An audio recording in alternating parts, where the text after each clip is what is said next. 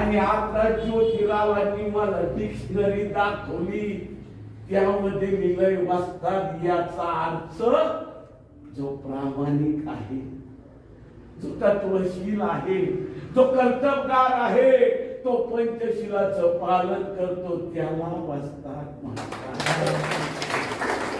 म्हटलं मुक्ते, तुला शाळेतून यायला उशीर कसा झाला?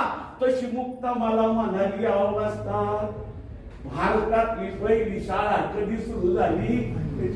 1848. आणि महारामांसाठी जी दुसरी शाळा सुरू केली ती 1851 ला. आणि ही शाळा पुण्याच्या भोकरवाडी राजनवाडीच्या पुढे काढली. आणि त्या शाळेत तर तुम्ही मला टाकलं.